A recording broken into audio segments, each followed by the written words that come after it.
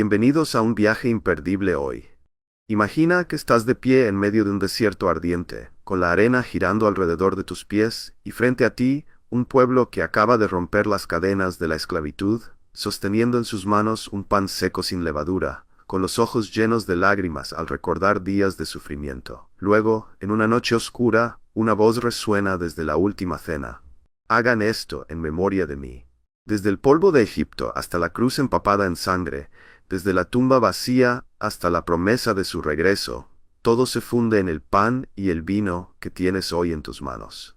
Pero, ¿qué se esconde detrás de esos símbolos? ¿Es la historia de la vida o una advertencia para nosotros mismos? Hoy cruzaremos el tiempo, desde los mandamientos misteriosos que desafían la fe, hasta el suspiro de alivio de María al ver la tumba abierta de par en par, y el llamado a prepararnos para el día en que el Señor retumbe en los cielos. Esto no es una predicación árida, es el viento que aviva la fe, la luz que ilumina el camino que recorres. ¿Te atreves a detenerte y escuchar algo que haga latir más rápido tu corazón, que no te deje quedarte quieto? Acompáñame, porque lo que viene cambiará la forma en que te ves a ti mismo y al mundo. Se pueden clasificar, cada uno tiene su nombre, ¿verdad? Hay mandamientos que entran dentro de la lógica, ¿sí? Mandamientos que incluso muchas constituciones de muchas naciones pues tienen leyes que están basadas, sin darse cuenta, queriendo o sin querer, en esos mandamientos que entran dentro de un sentido común. El no matarás, el no robar, el no cometer actos delictivos, ¿no? Todo eso está basado en el código moral de la Biblia, ¿verdad? Y son mandamientos que cualquier persona, aunque no sea creyente, pues los respeta, los acata, porque son mandamientos, ya digo, que entran dentro de una lógica, de un raciocinio, ¿no? La Biblia dice en Romanos capítulo 12 que Él es nuestro culto racional, si no es algo que se nos va de la mano, algo descontrolado, sino que en todo momento la razón, la mente funciona, y hay muchos mandamientos en la Biblia que tienen que ver con el respeto de los hijos a los padres, etcétera, que ya digo, entran dentro de una lógica. Luego hay otra clasificación no tan extensa como esta que les acabo recién de mencionar, que son mandamientos que no tienen en principio una razón de ser. Uno dice, ¿y por qué Dios mandó esto? No hay una explicación lógica, no hay una explicación coherente. Hay algunos mandamientos, sobre todo en el Antiguo Testamento, que podríamos meterlos en esta clasificación, pero son mandamientos que Dios los mandó para probar la obediencia de su pueblo. Porque cuando obedecemos y estamos de acuerdo con lo que se nos ordena, es fácil obedecer. Pero cuando se nos manda, cuando se nos exhorta a cumplir con algo que no entendemos, ahí es donde entra realmente la obediencia y el sometimiento y el fiarnos del Señor, que el Señor sabe siempre lo que hace, ¿verdad? Por ejemplo, uno de esos mandamientos en el Antiguo Testamento consistía en no comer carne con productos lácteos. Por ejemplo, si usted va a Israel, usted no puede pedir nunca, después de tomar un filete de carne, un café con leche, porque está totalmente prohibido. Le cerrarían el bar inmediatamente, el restaurante, a una persona que sirviera después de comer carne, leche, ¿verdad? Está prohibido la mezcla de productos lácteos, tanto en el postre como el café, con la carne. Pero luego hay otros mandamientos que son muy bonitos, que son mandamientos que el Señor los dio para recordar. Y ahí entran las famosas fiestas. La fiesta de la Pascua, pues es una fiesta para recordar, según el contexto judío, la liberación de la esclavitud de Egipto. Y todos los años celebran la fiesta de la Pascua, y ahora hablaremos un poquito más de ella, porque de ahí arranca esta celebración, ¿verdad? Luego, 50 días más tarde, tienen una fiesta que se conoce con el nombre de Pentecostés, la fiesta de la semana, Shavuot, donde ellos recuerdan que 50 días después de haber salido de la esclavitud en Egipto, al pie del monte Sinaí, el pueblo de Israel recibió un regalo, la Torá, la ley. Al finalizar casi el año, ya llegando cerca del mes de octubre, tienen una fiesta de obligatorio cumplimiento, que es la fiesta de los tabernáculos o la fiesta de Sucot, donde ellos recuerdan que fueron peregrinos en el desierto durante 40 años. Y hay muchos mandamientos que son para recordar. Así que estas son las tres grandes clasificaciones de los mandamientos en la Biblia. Mandamientos que entran dentro del sentido común, de la lógica, mandamientos que son para obedecer, aunque no los entiendas, y mandamientos que son para recordar. El Señor Jesucristo nos dio el mandamiento. Yo quiero que, si tienen su Biblia a mano y quieren venir conmigo, en la última cena, Él repartió el pan y el vino a sus discípulos. Recuerden que la noche que el Señor fue entregado, recuerden por favor que la noche que el Señor Jesucristo participó de la Santa Cena, esa misma noche lo prendieron y lo llevaron, bueno, primeramente a la casa de Anás y Caifás, después a la fortaleza de la Antonia, donde vivía el gobernador de la región de Judea, Poncio Pilato, y así estuvo, como decimos por allá, del tingo al tango, llevándolo de un sitio a otro, ¿verdad?, hasta que finalmente lo condenan a muerte. Esa noche que el Señor fue entregado era la noche de Pesaj, la noche de la Pascua, ¿vale? Los judíos recordaban y siguen recordando hasta el día de hoy uno de los mayores acontecimientos de la historia. Y fue como el Señor sacó a casi 2 millones de personas de un pueblo, del yugo de un imperio terrible, como era el imperio de los egipcios, ¿verdad?, del cual nunca iban a salir. Todos iban a ir muriendo lentamente, a menos que el Señor hiciera una intervención milagrosa, cosa que ocurrió.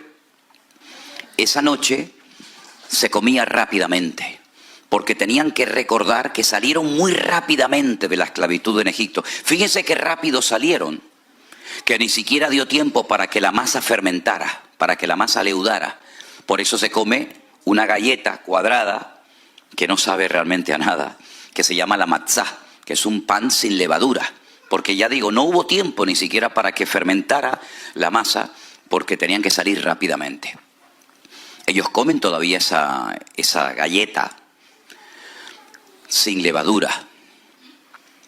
Se hacen muchas preguntas en la mesa, muchas preguntas. ¿Y por qué salimos? ¿Y cómo salimos? ¿Y cómo salimos? ¿Y cómo fue? ¿Y cómo no fue? Hay una serie de juegos, de canciones. Hay una cosa que se llama el Dresdel, que es como una especie de trompo, para que me entiendan, que los niños juegan. Si aciertan la respuesta, se les da un premio. En fin, es una fiesta muy bonita. Tienen un plato de agua salada, muy salada, y unas hojas de hierbas muy amargas que las mojan en ese plato salado y se las comen, saben a rayos. Pero el agua salada les recuerda las lágrimas que derramaron sus antepasados en Egipto. Y esas hierbas amargas... ¿Hay aquí algún argentino? Los argentinos tienen unas hierbas que las comen las rabichetas, unas hierbas amarguísimas. Y eso les recuerda... Sí, algo así, no sé cómo se llama. Y les recuerda el hisopo, ¿verdad? La brocha que utilizaron para pintar la puerta y el dintel de la casa, ¿sí? Comen cabezas de pescado, porque dice la Biblia que si obedecemos al Señor seremos cabeza y nunca cola. Todo es simbólico, todo es representativo. Tienen un postre que es como un ladrillo de color marrón, le echan mucha canela por encima, lo llaman el caroset, y lo comen para recordar los ladrillos que hicieron en Egipto para la construcción de los palacios y de los templos y las pirámides de los faraones. El plato fuerte de la noche, evidentemente, es el cordero, que lo tienen que partir de tal manera que ni un solo hueso sea quebrado. Y si es mucho para una sola familia, comparten con la familia de al lado. Y es que el Señor Jesucristo es el Cordero de Dios que quita el pecado del mundo, pero ni un solo hueso de Él fue quebrado. Todo es representativo de lo que pasó aquella noche. Tienen no una, discúlpenme lo que voy a decir ahora, pero yo les digo lo que es: 4 copas de vino delante de cada comensal en la mesa, hasta arriba. Y yo pregunté, ¿y por qué las llenan casi hasta arriba, que rebosan? Dice, porque la bendición tiene que rebosar. Si ponemos poquito, la bendición es corta, ¿no? Bueno, yo les digo lo que ellos hacen. Cada uno coja la cuchara y come lo que quiera, ¿no?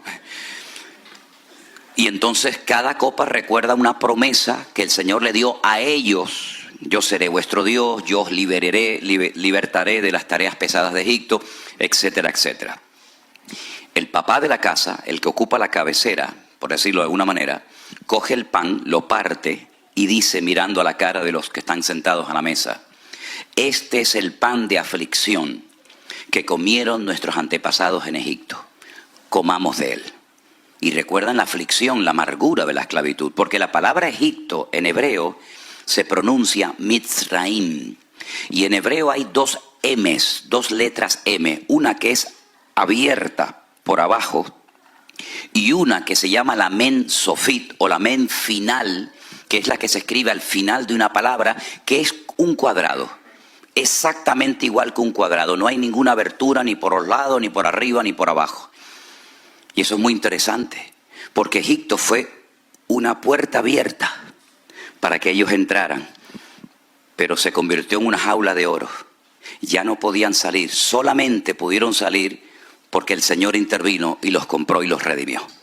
Y por eso la palabra Pesaj, Pascua, significa saltar, porque el ángel que el Señor envió a Egipto aquella noche, cuando iba por las casas y veía la sangre en la puerta, saltaba, pasaba, ¿verdad? Porque esa noche todos podían morir, los primogénitos, a menos que fueran un pueblo de obediencia, cubiertos por la sangre del Cordero en aquella época. ¿Qué les parece? No me digan a mí que no es bonito todo esto, ¿eh?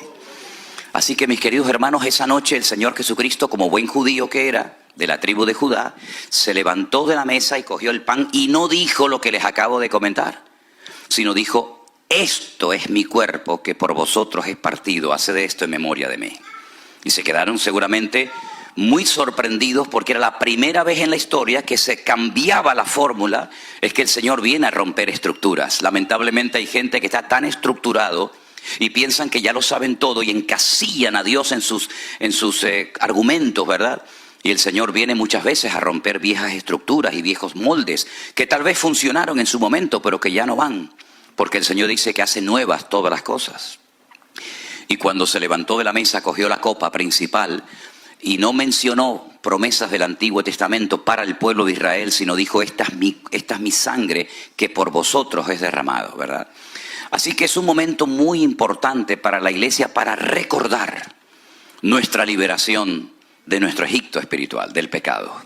Como el Señor nos liberó de las garras, no del faraón, sino del mismísimo Satanás, que ocupó, ¿verdad?, el corazón del hombre desde el jardín del Edén, cuando el hombre se desconecta de Dios, cuando el hombre obedece y cree más a los argumentos y a las ofertas de Satanás en vez de a la palabra de Dios.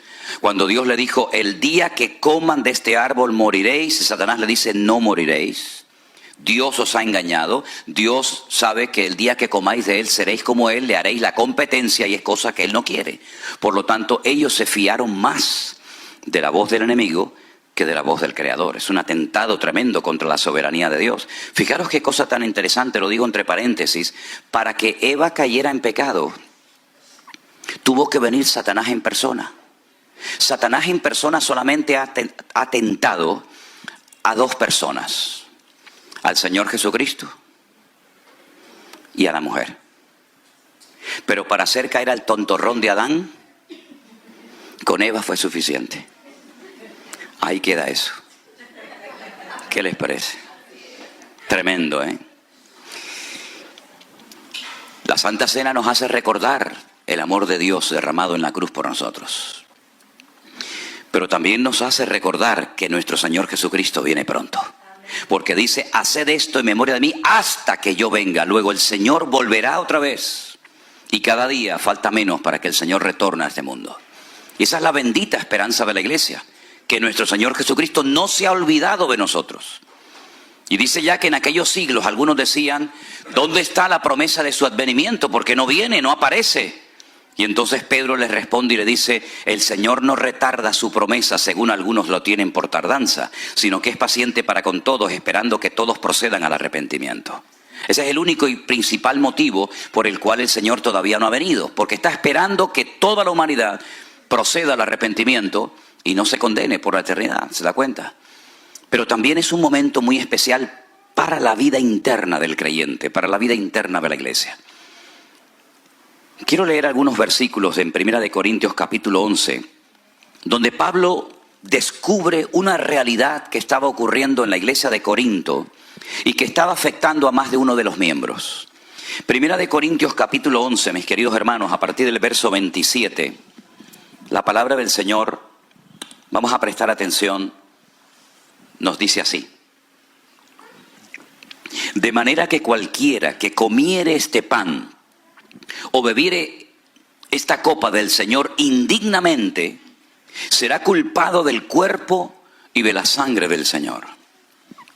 Por tanto, pruébese cada uno a sí mismo y coma así del pan y beba de la copa. Escuchen esto. Porque el que come y bebe indignamente, sin discernir el cuerpo del Señor, juicio come y bebe para sí. Por lo cual hay muchos enfermos y debilitados entre vosotros, y muchos duermen. Enfermedad, debilidad y muerte, por participar indignamente sin discernir el cuerpo del Señor. Pero si nos examinásemos a nosotros mismos, no seríamos juzgados. Mas siendo juzgados, somos castigados por el Señor, para que no seamos condenados con el mundo. Así que, hermanos míos, cuando os reunís a comer, esperaos unos a otros. Si alguno tuviere hambre, coma en su casa, para que no os reunáis para juicio.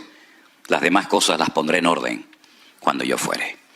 Es decir, había entrado ciertas enfermedades y debilidades, incluso algunos fallecimientos en la congregación, por haber tomado indignamente el cuerpo, o el pan y el vino en el nombre del Señor. Por lo tanto, es un momento para probarnos, para examinarnos a nosotros mismos. De nada sirve que digamos, yo estoy bien delante del Señor, si luego usted tiene problemas con el más próximo, con el más cercano. De nada sirve que su relación vertical con Dios, según usted, esté bien y ordenada y limpia, si después su relación horizontal con sus hermanos, con su marido, con su esposa, con sus hijos, con sus familiares, es un desastre. Esa no es la voluntad de Dios. La voluntad de Dios es que nuestra vida esté en orden dentro y fuera de la iglesia. Que nuestra vida esté bien alineada con el Señor y también, lógicamente, con nuestros hermanos. Es más, Juan es muy profundo en esto. Y él llega a decir que si alguno en la iglesia se atreve a decir que ama a Dios, al cual nunca nadie ha visto, y aborrece a su hermano, el tal es un homicida.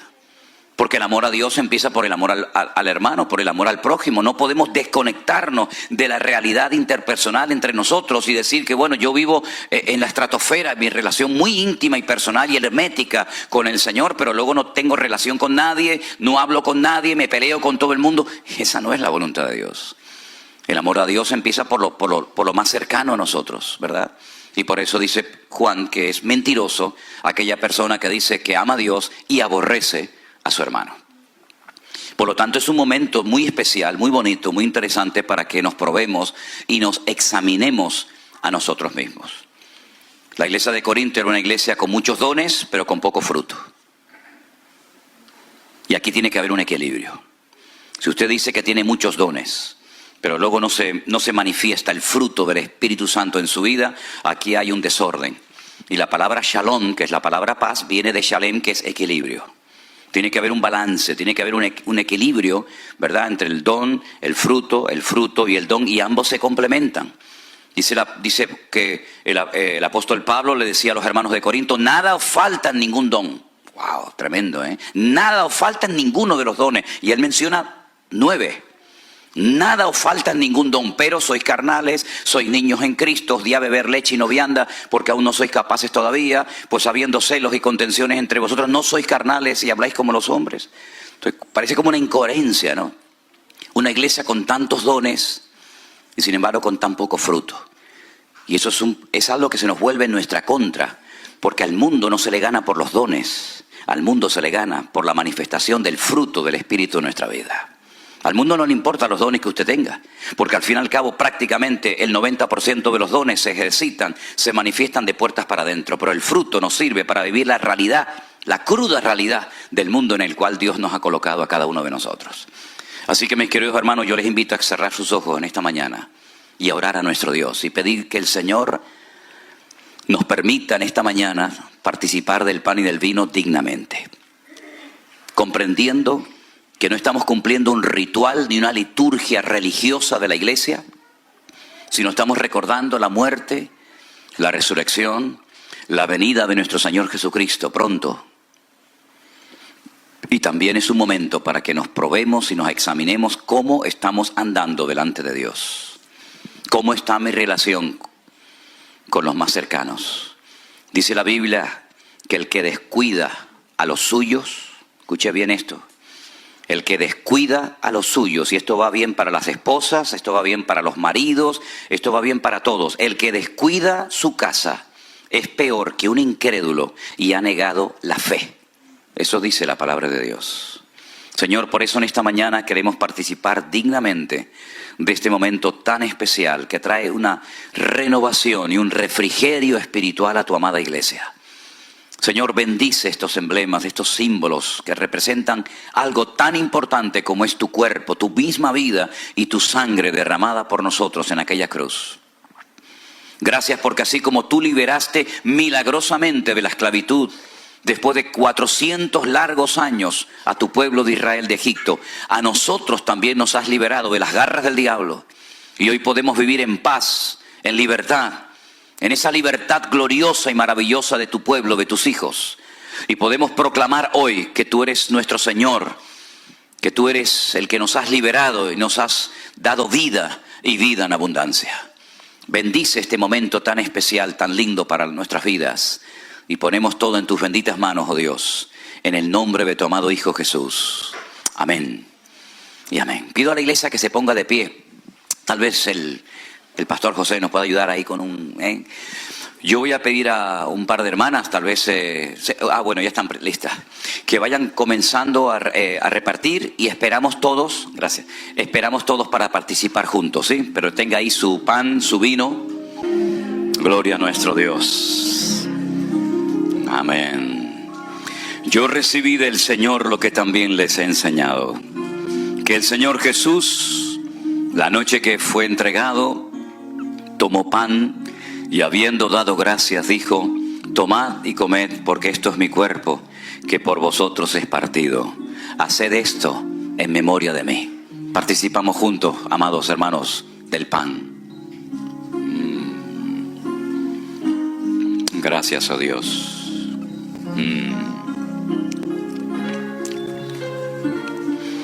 Asimismo tomó también la copa, después de haber cenado, diciendo: esta copa es el nuevo pacto en mi sangre.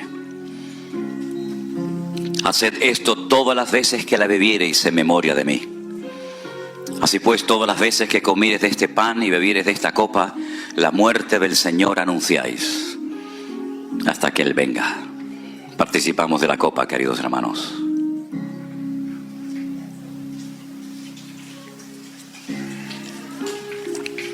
Gracias, amado Dios. Minutos más tarde, el Maestro, nuestro Señor y Salvador Jesús, se fue al huerto de Getsemaní y de rodillas, postrado ante el Padre, le dijo: Padre, pasa de mí esta copa, mas no se haga mi voluntad sino la tuya. Y esa copa representaba para él muerte, humillación, desprecio. Pero él fue a la cruz porque sabía que era la única manera de que el hombre pudiera volver a conectarse con su Padre, con el Creador del universo. Fue tan terrible lo que pasó en el jardín del Edén, fue tan doloroso, que el Padre tiene que mandar a su Hijo unigénito al mundo para que ocupe nuestro lugar en la cruz, para que todo aquel que crea en Él no se pierda, mas tenga vida eterna. Fíjense las consecuencias del pecado. Fuimos nosotros, sí, nosotros, tú y yo, los culpables de que Él tuviera que morir de aquella manera tan terrible. Pero gracias a Él, aquello no quedó simplemente en una manifestación tremenda del amor de Dios, sino que al tercer día se produjo el acontecimiento más glorioso en toda la historia de la humanidad. ¿Saben cuál fue? La resurrección del león de la tribu de Judá. Mataron al cordero, pero el león... ¿Pueden dar un aplauso al Señor en esta mañana? ¡Aleluya! ¡Amén! ¡Amén! Gracias, Señor. Fuerte ese aplauso a nuestro Dios. ¡Aleluya! Te alabamos, te adoramos, Señor. Bendito seas. Bendito sea tu nombre, Señor. Amén. Amén. Pueden tomar asiento, mis hermanos. ¿Cuántas medidas se tomaron para que no saliera de la tumba? Nunca se habían tomado tantas medidas para que un muerto no saliera afuera. 16 soldados romanos armados hasta los dientes para cuidar a un muerto. Un precinto romano que no se podía quebrantar y si se hacía era bajo pena de muerte. Una piedra de más de 4.000 kilos en la puerta para tapar la tumba para que no saliera. Para un muerto. Yo creo que en el fondo sus enemigos tenían temor de que volviera a la tumba, de que volviera de la tumba a la vida. Y saben una cosa, y quiero que lo tengan esto bien claro. Cuando María Magdalena fue al sepulcro bien temprano en la mañana, dice que la piedra estaba removida. Pero la piedra no se movió para que él pudiera salir. No, la piedra se movió para que ella pudiera entrar. Es diferente. Claro, es que si no se mueve la piedra, ¿por dónde sale? No hay problema en eso. Él traspasaba las paredes. Pero dice la Biblia que cuando esta mujer salió corriendo a la casa donde estaban sus discípulos orando o temblando o llorando, le dijo, ¡está vivo! ¡Está vivo! ¡Lo he visto! Y salieron corriendo. Salió corriendo Pedro y Juan. Juan llegó pero no entró. Pero fíjese ahora lo que voy a decir. Dice que Pedro entró, vio y creyó. Fíjese los verbos. Entró, vio y creyó. Entiendo los dos primeros, pero el tercero, entró, está claro. Vio, vale. ¿Pero qué fue lo que vio para creer? Dice que vio los lienzos puestos allí. ¿Saben lo que yo hacía cuando me iba de casa para que mi padre pensaba que estaba en la cama durmiendo?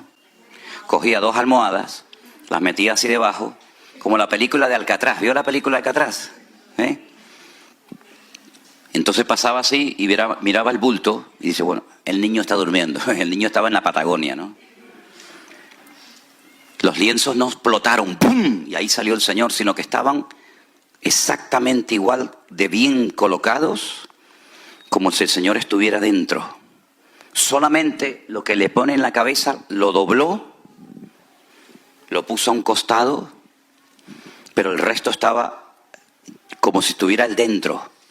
Y por eso cuando él entra y él ve aquello totalmente cerrado, él vio y él creyó, porque es imposible que pudiera salir si no hubiera traspasado aquella sábana para la honra y la gloria del Padre. Y no solamente vio eso, sino que cuando entró al sepulcro vio el resto de lo que le amortajaba, bien dobladito, puesto en un lado. Y todo lugar donde hay orden, allí está el Señor.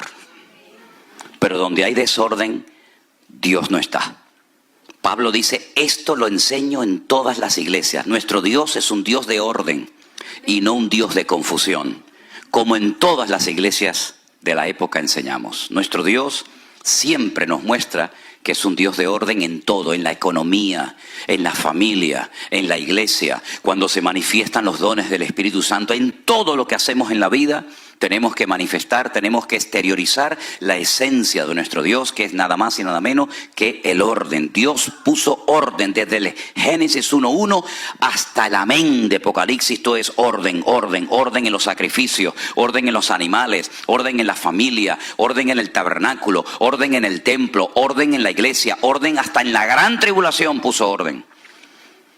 Y dice, ahora viene esto, después viene lo otro, ahora son los sellos, ahora son las trompetas, ahora son las copas, ahora es el anticristo, ahora el falso profeta. Y hay un orden hasta en el peor tiempo de la historia, ¿verdad? En el caos, en medio de ese caos hay un orden, porque Él es el que controla la historia. Y por eso nuestras vidas tienen que reflejar orden desde los pies hasta la cabeza. ¿Cuántos dicen amén? Gloria a Dios. Y Él estableció que en un momento puntual de la vida los padres iban al templo a presentar a sus hijos al Señor. Y hoy hay algunos padres que quieren presentar, son 3 niños los que van a presentar, a Christopher, a Alejandra y a Juliana. ¿Y los papás de ellos están aquí? ¿Sí? ¿Pueden pasar un segundito los papás con sus hijos, por favor? Gloria al Señor, qué bueno. ¿Quién es Christopher? Este es Christopher. No. No, pase, si quieren. Por favor. Alejandra, Alexandra y Juliana. Ya viene. Ok, gloria a Dios, qué bueno. Ahí viene Alexandra, o Juliana, perdón. Qué bueno. La responsabilidad de criar a los hijos no es del gobierno, no es del Estado. La responsabilidad de enseñar la palabra de Dios e instruir a los niños desde temprana edad no es de la iglesia, la escuela dominical, ni del colegio, ni de la universidad. La responsabilidad recae sobre los hombros de los padres. Así que, si usted verdaderamente quiere poner en práctica lo que dice la palabra de Dios, tendrá que preguntarse, ¿qué le voy yo a transmitir espiritualmente a mis hijos? Porque el mejor regalo que le podemos dar a los hijos, aparte de ropa y estudios y todo eso, es la instrucción bíblica. Porque con eso usted puede salvar a su hijo por la eternidad. Ahora son niños, ahora juegan y saltan y brincan. Pero llegará el momento cuando tendrán que tomar sus propias decisiones. Y se casarán y tendrán familia. Esa es ley de vida. Pero ahora es cuando se pone la base. Ahora es cuando se pone el fundamento. Y la Biblia dice que 2 hombres se pusieron a construir una casa. Uno la construyó muy rápido. Esas cosas que son muy rápidas a mí me dan miedo, porque las cosas de Dios tienen que ir paso a paso. Como dicen los italianos, piano piano se va lontano, ¿no? Y construyó su casa, y el otro también la construyó. Tardó un poquito más, pero al final las 2 casas estaban levantadas. Ay, amigo, pero cuando sopló el viento, cuando subió el nivel del agua y la lluvia dio con ímpetu contra las paredes de aquella vivienda, una de las 2 se desmoronó, y literalmente dice la Biblia, y fue grande su ruina. La otra permaneció. La diferencia entre una y otra no eran los muebles, no eran las paredes, no era lo que se veía, sino lo que no se veía. La base de una era arena. Arena. No había fundamento, no había solidez, y se desmoronó. La base de la otra casa era la roca. Y la roca es la palabra. La roca es el mismo Cristo. El que le da estabilidad a la familia. El que le da estabilidad a una nación, a un pueblo. El que le da firmeza a una vida. ¿Verdad? Por eso dice la palabra de Dios que el que oye la palabra y la olvida y no la pone en práctica es como el hombre que construyó su casa sobre la arena. Pero el hombre, la familia, el hogar, el matrimonio, que pone su vida sobre la roca, sobre la palabra de Dios, dice que es el hombre prudente, el hombre sabio, porque tiene visión de futuro. Hoy podemos sonreír y saltar y brincar y alabar a Dios, pero la vida da muchas vueltas, muchas vueltas. Hay naciones que de la noche a la mañana pasaron de un momento de paz a un momento de guerra. Hay familias que pasaron de una fiesta alegre y gozosa a un momento de tragedia.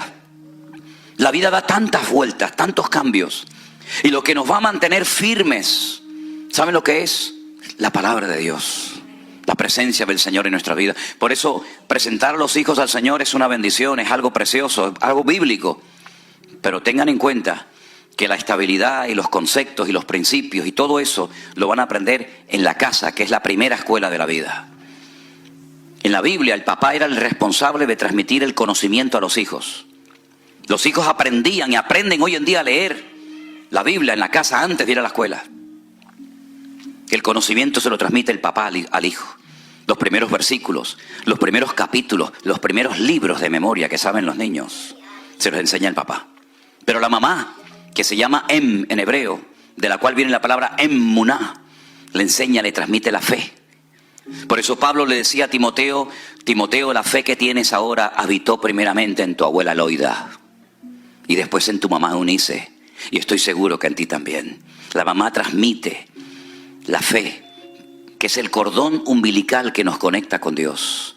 Ya estaba ese niño, ya estaba esa niña conectado con su madre a través del cordón umbilical, ¿verdad? Y por ahí le pasaba el alimento, y por ahí le pasaba todo lo que necesitaba para fortalecerse. Y ahora la mamá sigue conectado con ese hijo de una forma diferente, pero transmitiéndole la fe, por la forma como habla, por la forma como actúa, por la forma como reacciona. La mamá es la que aporta la fe al niño y el papá el conocimiento. ¿Ustedes están dispuestos a trabajar en equipo para criar a estos hijos? Bendito sea Dios. Vamos a ponernos una vez más de pie, hermanos. Y bendecimos a estos niños y a estas familias. Que Dios les guarde y les bendiga. Y que sean niños sanos, que te amen, Señor, y te sigan todos los días de su vida. Y que le des muchísima, muchísima sabiduría a los padres, Señor, para que puedan en el nombre de Jesús criar a sus hijos en el temor de Dios. Guárdales de malas influencias, guárdales en la escuela, guárdales de malas amistades, Señor. Guárdales de peligros y accidentes. Que tus ojos estén abiertos de noche y de día sobre estos hogares, sobre estos papás. Señor, dale sabiduría para que puedan atenderlos y educarlos como tú lo harías en lugar de ellos. Dale sabiduría, Señor, para responder a sus preguntas cuando las hagan. Que sean ejemplos, el Señor, de fe, de paciencia, de amor, de tolerancia, de perdón. Y que puedan ver en sus padres un reflejo del amor de Dios. Y que nunca olviden lo que aprendieron en el hogar. Márcales hoy, Señor, y cuídalos durante todos los días de su vida. Los presentamos delante de ti y pido que bendigas y bendigas grandemente a estos padres, a estas madres, Señor, en el nombre de Jesús. Que tú les des mucha sabiduría, Señor, a sus familiares, para que puedan, Señor, educar a estos niños en el temor de Dios. Tu palabra dice: instruye al niño en su camino y aun cuando fuere viejo no se apartará de él. Gracias, Señor, por ellos. Los bendecimos en esta mañana en el nombre, sobre todo nombre, de nuestro Señor Jesucristo. Amén y amén. Damos un fuerte aplauso a nuestro Dios. Gente que estamos conociendo, de los niños que estamos orando, las bodas que estamos celebrando. Esto es tremendo. Esto es el ministerio intenso, ¿eh? Aquí no hay descanso. Aquí hay, ¿verdad?, una cosa detrás de otra. Y es que tenemos que aprovechar el tiempo. Me dice la gente: ¿fuiste a Miami de paseo? ¿Fuiste por aquí? Digo, ¿pero cuándo voy a ir, mijo? Si no tengo a veces ni tiempo ni para comer, ¿eh? Pero tampoco hemos venido a pasear, hemos venido a estar con ustedes, a disfrutar, y estamos disfrutando muchísimo. Me decía una hermana, varias hermanas me decían, el otro día cuando estuvimos en la iglesia bautista de allí de Hialeah, me decía: pastor, usted tiene que estar muy cansado. Digo, yo, para nada. Cuando llega a España ya es otra cosa. Pero de momento estamos disfrutando y se nota que hay mucha gente orando por todo esto, ¿eh? Se nota muchísimo, pero estamos disfrutando muchísimo. Estamos muy contentos, muy agradecidos al Señor. Y saben una cosa, hermanos, ¿cuánta gente daría lo que fuera por estar sentado hoy en esa silla? ¿Cuánta gente me escribe y me dice: ay, cómo me gustaría estar ahí con ustedes, cómo me gustaría poder saludarlos, cómo me gustaría... Abrí antes un poquito el Facebook en directo, lo hice allá atrás y aquí. Bueno, y eso es una lluvia de gente. Ay, hermanos, saluda a los hermanos, estamos tan contentos, les estamos siguiendo, estamos orando, y así que le agradecemos. Y ahora mismo también hay un montón de hermanas, ¿no?, que están ahí conectadas, ¿no? El del grupo 1. Vamos a darles un aplauso a todas las hermanas que nos están viendo en esta mañana. Dios les bendiga. Me dijo una vez una persona: oye, pero ustedes en la iglesia virtual no tienen hombres. Dice: pues todos son mujeres. Digo, bueno, algunos hay, gracias a Dios, ¿no? Algunos hay. Pero la proporción de... Sí, no, yo sé. La proporción es una goleada arrolladora de mujeres contra los hombres, ¿eh? Por un hombre hay 20 mujeres, ¿no? Vamos a entrar ahora en una parte diferente del culto, de la reunión, porque yo había anunciado ayer que los que tuvieran alguna pregunta la pudieran hacer, pero antes de darle lugar a ustedes a preguntas y yo contestar preguntas que tenemos aquí, quisiera compartir con ustedes algunas cosas que considero necesarias, ¿ok? Gracias, ok, gracias, hermano, te lo agradezco. No, es que como me encanta la música, me voy con él y me tengo que ir para aquí ahora. Gracias, te lo agradezco. Miren, la iglesia virtual está compuesta por personas de muchos trasfondos. Hay gente que viene de un contexto ultra pentecostal. Otras personas vienen de un ambiente tal vez más conservador. Unos fueron educados en una línea doctrinal tal vez diferente a la de otras. Y ya el Señor me venía preparando hace años, cuando yo me casé con Elena, que ella procede de otra denominación diferente a la que yo pertenecía en aquel momento. No sé si en Estados Unidos se conoce o se llama igual una denominación, un grupo de iglesias. En España se conoce como asambleas de hermanos. Son iglesias muy conservadoras, donde la mujer usaba el velo, la mantilla, ¿sí? No podían orar. La mayoría de lo que se cantaban eran himnos con muy buena base doctrinal, pero iglesias muy conservadoras. Yo me convertí en una iglesia de las Asambleas de Dios donde lo más importante era hablar en lengua. El que no hablaba en lengua era un pobre desgraciado. Si no tenía opción a nada. De hecho, ni pastor podía ser, ni predicar, ni nada, porque era la meta, y cuando llegabas a la meta ya no había más.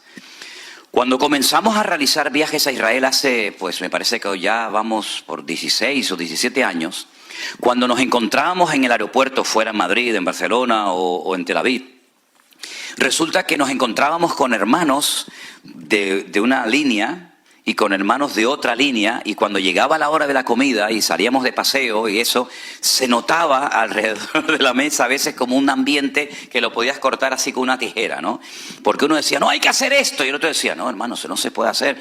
Y lidiar con todas esas personas, hablamos ya de cientos y cientos de personas que hemos llevado a Israel, pues no es fácil. Pero yo creo que ha sido toda una escuela y una preparación para poder trabajar en la iglesia virtual. Y a veces lo que yo noto, tanto en la iglesia virtual como fuera de ella, lo que yo noto es que a veces hay términos, hay palabras que para un hermano significan una cosa y para otro hermano significan todo lo contrario, completamente diferente. Y ahí es donde se producen los encontronazos, las chispas, ¿no? Hace muchos años cayó en mis manos un libro que lo escribió el doctor Billy Graham. Él ya está en la presencia del Señor, como bien saben ustedes. Manual del Obrero Cristiano, creo que se llamaba algo así. Ellos hacían muchas campañas evangelísticas y pedían muchos voluntarios para asesorar y aconsejar a la gente. Y resulta que en ese libro, creo que al final de las páginas, decía, por ejemplo, bautismo. ¿Qué significa para un cristiano evangélico la palabra bautismo? Y ponía más o menos lo que era. Pero ¿qué significa para un católico el bautismo? ¿De qué estamos hablando? La misma palabra, pero el concepto del católico del bautismo es diferente al de un cristiano evangélico. Y así sucesivamente con muchas palabras. Yo noto que en el mundo evangélico hay frases, hay expresiones, hay palabras que cuando la persona las usa, se está refiriendo a algo completamente diferente a lo que entiende el otro hermano. Entonces lo que yo intento, y espero algún día poder conseguirlo, es que hablemos con términos bíblicos y que no tengamos que recurrir a un léxico que no tiene nada que ver con la Biblia, que se ha metido en el mundo evangélico, pero que no tiene ninguna razón de ser. Por ejemplo, donde yo me convertí en las Asambleas de Dios hace muchos años, el presidente de la obra se le llamaba el superintendente. Claro, cuando te decían viene el superintendente, mirábamos al cielo, pensábamos que iba a venir volando, ¿no? Como una especie de Superman, y al final, y después era el mini intendente, era una cosita así, ¿no? Pero unos términos, ¿verdad? Y se han metido términos dentro de las iglesias que parecen como muy espirituales, pero que no son realmente términos que tienen un fundamento bíblico. Entonces, a mí me gustaría en esta mañana primeramente aclarar una serie de cosas. Probablemente, no estoy pidiendo disculpas, porque lo que voy a hablar es Biblia y cuando se predica la Biblia no hay que pedir disculpas a nadie. Pero sí quiero decir de antemano que lo más probable es que más de uno de ustedes en esta mañana diga, uy, ¿me está hablando a mí? Yo hablo al conjunto, no hablo particularmente a una persona. Y voy a empezar por la palabra ministerio. Si tuviéramos una batería haríamos el redoble. Ministerio. ¿Qué es tener un ministerio? Porque hay gente que dice, yo tengo un ministerio. Yo me fui de la iglesia porque no me dejaban desarrollar mi ministerio. Entonces, la Biblia habla de ministerios. Existen hoy en día personas con ministerio. ¿Para qué son los ministerios? ¿Quién los da? ¿Cómo sé que tengo un ministerio? ¿Cómo funcionan? ¿Cómo se manifiestan? ¿Cómo sé que Dios me ha llamado o tengo ese ministerio? Vamos a la Biblia, ¿os parece? Efesios capítulo 4, por favor. En Efesios capítulo 4, carta que el apóstol Pablo escribe desde la cárcel, dice la palabra del Señor así. Si me permiten un segundito mientras van buscando en Efesios 4. Vamos a ir a Efesios capítulo 4 y vamos a leer algo muy interesante que tiene que ver con esto que vamos a definir en esta mañana, el ministerio. Efesios capítulo 4 dice a partir del versículo 11. Efesios 4, 11. Él mismo constituyó a unos apóstoles, a otros profetas, a otros evangelistas, a otros pastores y maestros. 5 apóstoles, profetas, evangelistas, pastores y maestros. ¿Con qué finalidad? ¿Cuál es el objetivo? Bueno, para perfeccionar o capacitar a los santos, a los creyentes, ¿para qué? Para la obra del ministerio, para la edificación del cuerpo de Cristo, es decir, la iglesia. ¿Hasta cuándo? Hasta que todos lleguemos a la unidad de la fe y del conocimiento del Hijo de Dios, a un varón perfecto o completo, a la medida de la estatura de la plenitud de Cristo, para que ya no seamos niños fluctuantes, llevados por doquiera de todo viento de doctrina, por estratagema de hombres que para engañar emplean con astucia las artimañas del error, sino que siguiendo la verdad en amor, crezcamos en todo aquel que es la cabeza, es decir, en Cristo, de quien todo el cuerpo, es decir, toda la iglesia, bien concertado y unido entre sí por todas las coyunturas que se ayudan mutuamente, según la actividad propia de cada miembro, recibe su crecimiento para ir edificándose en amor. Los 5 ministerios, los únicos 5 ministerios que la Biblia enseña que existen, los hemos leído en esta mañana. Los apóstoles, los profetas, los evangelistas, los pastores y los maestros. Eso es lo que la Biblia llama y considera ministerios. Si usted está de ujier en la puerta de una iglesia, lo cual es loable y le estamos muy agradecidos, eso no es un ministerio. Eso es una función, es un servicio. Gracias al Señor que usted lo está prestando con todo el amor del mundo y se esfuerza por hacerlo bien y por atender a la gente, porque el ujier que está en la puerta es la primera imagen que se lleva una persona cuando llega a un lugar. Y una de las leyes de Murphy dice: nunca tendrás una segunda oportunidad para dar una primera imagen. Por lo tanto, el ujier es fundamental, porque si el ujier tiene cara de vinagre o está enfadado ese día o sabe Dios qué, ya dice: uy, ¿cómo son toda la gente aquí de rara? No, es él el raro, pero todos los demás somos normales, ¿verdad? Pero no es un ministerio, el ministerio del ujier. No, yo tengo el ministerio de limpiar la iglesia.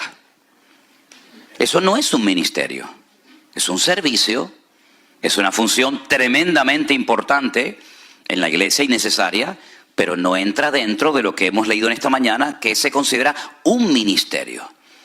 Entonces vamos a hablar con coherencia y con propiedad y con madurez. Los ministerios son los que hemos leído en esta mañana.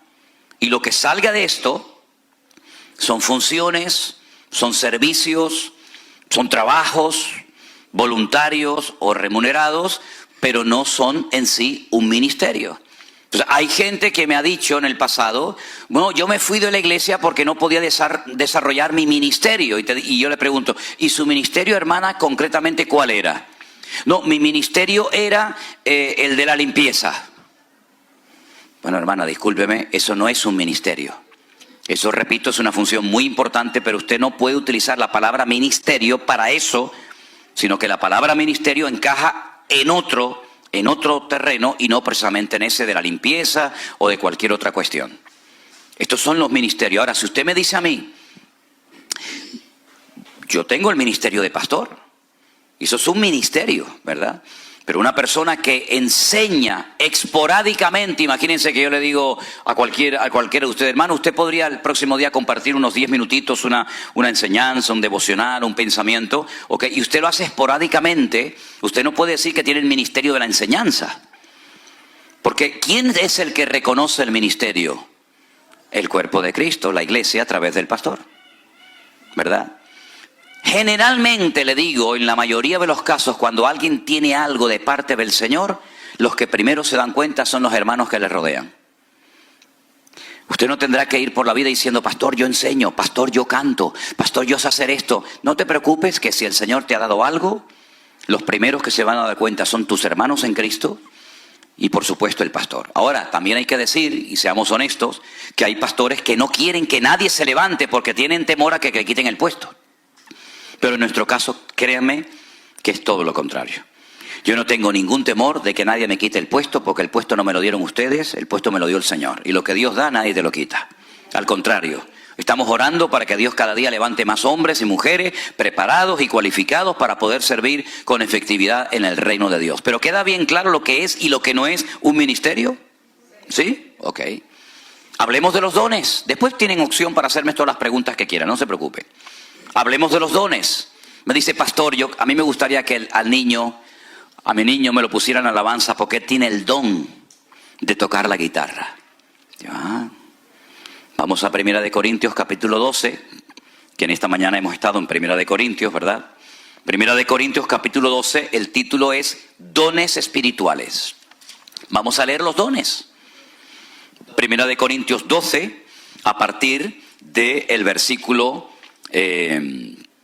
vamos a leer a partir del versículo 4, si queréis.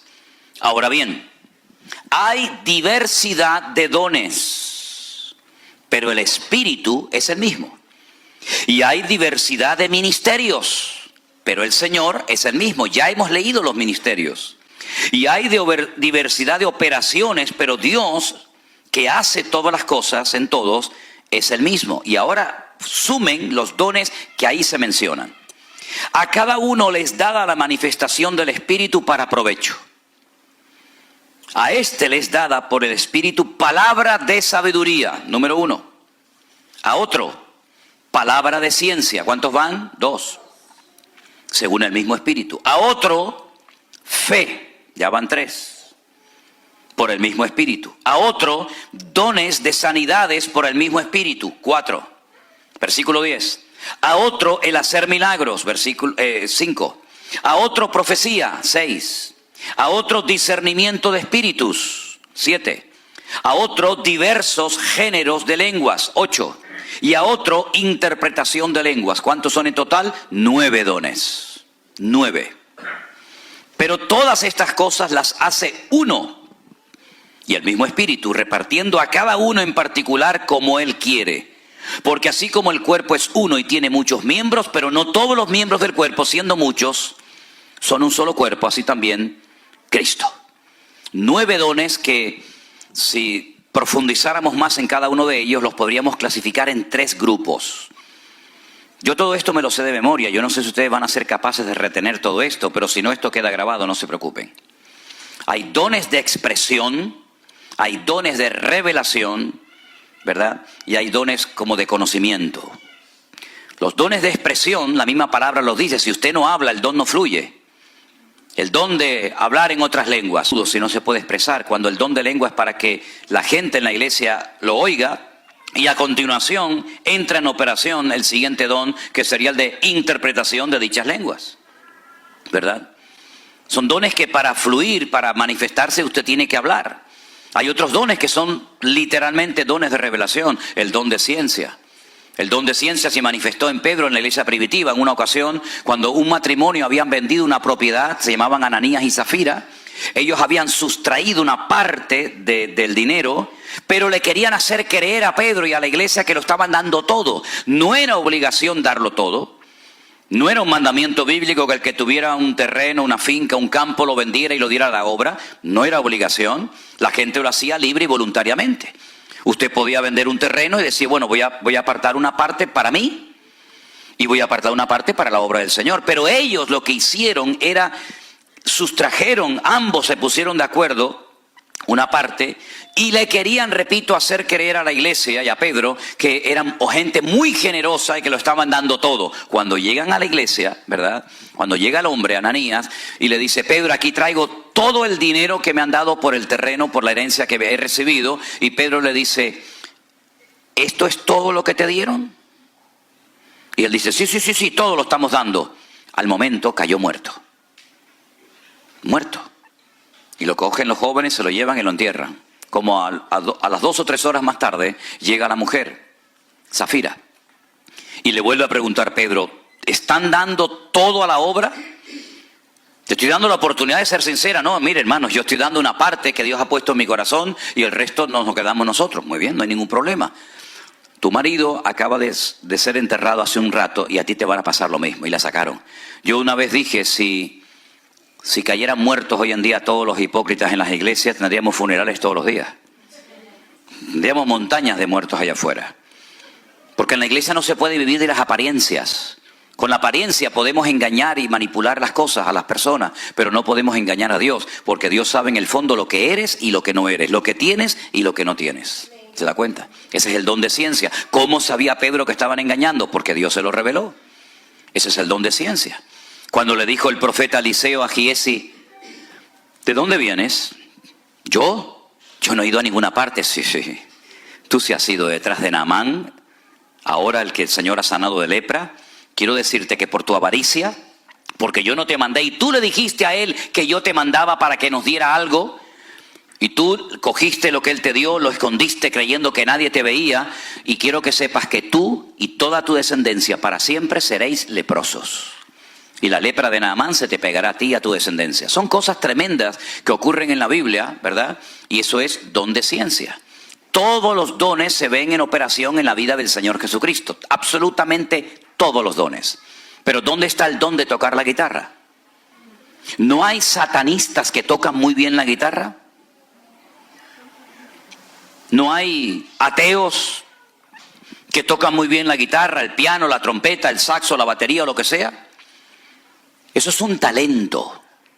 Eso es un talento, no es un don, porque el don es instantáneo, lo tiene o no lo tiene. El talento hay que tratarlo, hay que cultivarlo. Si usted quiere aprender a tocar un instrumento, si usted quiere aprender a cantar, si quiere aprender a un idioma diferente, usted tiene que trabajar, tiene que estudiar, tiene que esforzarse. Así que el talento se va cultivando paulatinamente, es progresivo, el don es instantáneo, ¿verdad? Aunque la persona evidentemente no sea perfecta. Así que no hablemos, no atribuyamos a personas que tienen el don de esto o el don de aquello, porque los dones ya los hemos leído esta mañana, pero hay otra lista en Romanos capítulo 12 de otros dones que ahí se mencionan. Hemos mencionado 9 en Primera de Corintios 12, pero en Romanos capítulo 12 hay otra lista y son los siguientes. Aquí se mencionan unos cuantos más. Romanos capítulo 12, versículo 4. Porque de la manera que en un cuerpo tenemos muchos miembros, pero no todos los miembros tienen la misma función, así nosotros, siendo muchos, somos un cuerpo en Cristo y todos miembros los unos de los otros. De manera que teniendo diferentes dones según la gracia que nos es dada, ahora este sí se repite. El de profecía, úsese conforme a la medida de la fe, o de servicio, en servir, el que enseña en la enseñanza, el que exhorta en la exhortación, el que reparte con liberalidad o generosidad, el que preside con solicitud, el que hace misericordia con alegría. ¿Se dan cuenta? Son otros dones. Tal vez no tan conocidos como los de Primera de Corintios 12, pero al fin y al cabo no dejan de ser dones del Espíritu Santo. Entonces, mis queridos hermanos, estos son los dones que menciona la Biblia. Primera de Corintios 12, Romanos capítulo 12, lo que salga de ahí será un don, un talento, algo que usted ha aprendido, pero no se puede considerar un don del Espíritu Santo el que usted juegue bien al fútbol, el que usted pinte muy bien las paredes, usted haga cuadros, ¿verdad? Eso no es un don, son talentos, son habilidades que también forman parte de la vida, pero no podemos decir bíblicamente, usted tiene el don de pintar lindos cuadros. Es un gran pintor, pero eso no es un don del Espíritu Santo, ¿ok? Ok, antes de seguir adelante, de lo que estoy hablando, que he hablado de ministerios y de dones, ¿hay alguna pregunta? ¿Algo que quieran preguntar que tal vez no haya quedado lo suficientemente claro? Y usted dice, ¿me podría explicar un poquito más esto o aquello? ¿Alguien tiene alguna pregunta? Si alguien tiene una pregunta, levante la mano. Le vamos a poner un micrófono para que usted haga la pregunta, para los que están en casa puedan escuchar su pregunta y entonces con toda libertad la puede hacer. ¿Alguien tiene alguna pregunta sobre lo que he hablado hasta ahora? Hermana, escuchamos su pregunta. Ponle el micro. No creo que sea tanto la pregunta. Espera. Un segundito. Dale volumen. ¿Tiene? Sí. ¿Tiene volumen? A ver. Ok. Adelante. Es como una duda que yo tengo, algo que yo veo. Mira, en predicaciones, Sube el volumen, hermano, del micrófono. personas que hablan en lengua cuando están predicando, que de cada 3 segundos se van a hablar en lengua, continúan con la prédica y vuelven otra vez a hablar en lengua y vuelven otra vez y siguen con la prédica. No sé, a mí como que yo lo veo, I don't know. Entonces también noto que fuerzan a veces, hacen los llamados para forzarte, que vayas al frente y forzarte a que hables en lengua. Eso es algo que a mí como que me choca, de que vengan hermanos, pasen adelante, abran sus bocas, empiecen, que ya van a hablar. Y uno, yo me quedo mirando, like, eso es... Eso no es bíblico. Eso es presión. Y en la iglesia no se tiene que presionar a nadie, a nada. Las cosas en la iglesia fluyen solas por convicción y no por presión. Yo he estado en cultos, yo he presenciado cultos donde la persona que se le dice que tiene que hablar en lengua no habla, y resulta de que entonces le dice, bueno, repita conmigo. Y yo digo, ¿cómo que repita conmigo? Y entonces ya le enseñan 4 o 5 palabras o frases, y entonces ya ha sido bautizado en el Espíritu Santo. Un aplauso al Señor. Oiga, ya somos mayorcitos, ¿sí? Eso no es así. En la Biblia no hay ni un solo caso de ningún apóstol, de ningún discípulo, de nadie que presionara a una persona para hablar en lengua. De hecho, Pablo en 1 Corintios dice, ¿hablan todos lenguas? ¿No? ¿Son todos apóstoles? ¿Tienen todos dones de sanidad? El Señor reparte como Él quiere. ¿Por qué se ha hecho un sobreénfasis a ese don en particular y no a otros? ¿Por qué no se dice, a ver, vamos a orar para que todos en la iglesia tengan don de servicio? Nunca he visto eso en ninguna iglesia. Vamos a orar para que todos tengamos el don de misericordia o de exhortar. Pero sin embargo se ha hecho un sobreénfasis desde hace unos siglos a esta parte, porque nació aquí en los Estados Unidos un movimiento, ¿verdad?, de que lo importante, lo trascendental, lo fundamental era hablar en lenguas. Incluso se llegó, como dije estos días, a crear toda una teología diciéndole y haciéndole sentir sin querer mal a algunos hermanos que si no hablaban en lengua no eran personas lo suficientemente espirituales. Y no podían ni siquiera ejercer ninguna función dentro de la iglesia, ni siquiera en el ministerio sirviendo al Señor, ¿verdad? Presionar a una persona para que hable en lenguas es un disparate, no es bíblico, no es correcto. Y además no hay una obligación, no hay un deber de que todo creyente tiene que hablar en otras lenguas. No hay una obligación, no es algo prioritario, algo fundamental en absoluto. Es uno de tantos dones que hemos leído en esta. Y otra cosa, dice el apóstol Pablo, y hay todo un capítulo que es el 12 y el 14 de 1 Corintios, que dice, si entran en la iglesia y todo el mundo está hablando en lengua, ¿no dirán que estáis locos? Si la gente nos critica injustamente, bueno, lo aguantamos. Pero lamentablemente a veces hay iglesias que parecen circos. Y la gente entra y dice, estos son los cristianos. Uno haciendo el pavo, el otro haciendo el pollo, el otro la gallina, el otro saltando, el otro dando vueltas en círculo como si estuviera en trance. Lamentablemente a veces no se da una imagen digna del evangelio, sino parecen personas que están desquiciadas, locas, fuera de sí, que han perdido el control, cuando la Biblia dice, Él es nuestro culto racional. Eso no significa que estoy lleno del Espíritu. Muchas veces, mire, yo estaba predicando una vez en una iglesia en Canarias, y mientras predicaba la gente venía corriendo, se tiraban al suelo y empezaban a gritar como locos, a patalear, y yo miraba al pastor para ver si el pastor ponía un poco de orden y me decía, siga hermano, siga. Pero claro, ¿cómo voy a seguir si me están interrumpiendo la predicación? Dios está hablando con su palabra y viene Dios a interrumpir su palabra. Es una incoherencia. Y él decía, es que están cayendo bajo el fuego del Espíritu. Muchos de los que se manifestaban allí no era por el Espíritu de Dios, estaban endemoniados, así de claro como se lo digo. Entonces, ¿cuántas veces por falta de conocimiento, por falta de tacto, por falta de sabiduría, se hacen cosas que uno piensa que están bajo la influencia del Espíritu Santo y son auténticas locuras y entran en carnalidad? Yo fui a predicar una vez a una iglesia y delante de mí había una señora que después de una alabanza empezó a decir, como si estuviera profetizando, ¿no? Pueblo mío, así dice el Señor. Bueno, vamos a ver. Dice, ustedes, los pentecostales, son mis favoritos, son los que yo más quiero. Y todo el mundo, imagínate, una iglesia pentecostal, que el Señor diga, entre comillas, que somos que eran los favoritos, imagínate, eso fue como si fuera metido un gol en su equipo de fútbol favorito, ¿no? ¿Cómo que favorito? Si la Biblia dice que Dios no hace acepción de personas.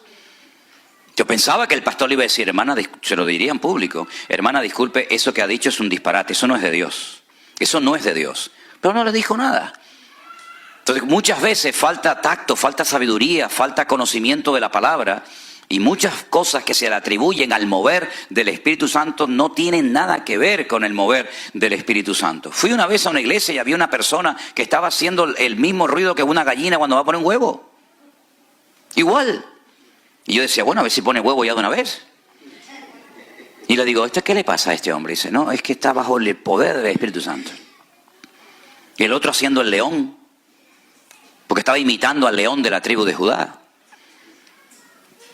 ¿Dónde está eso en la Biblia? Son auténticos disparates, y eso es lo que vende, eso es lo popular, eso es lo que a mucha gente le gusta, pero no tiene nada que ver con el mover genuino del Espíritu Santo de Dios, en absoluto, para nada. Además, cuando una persona habla en lengua en la iglesia, tiene que haber interpretación. Dice, si no, calle.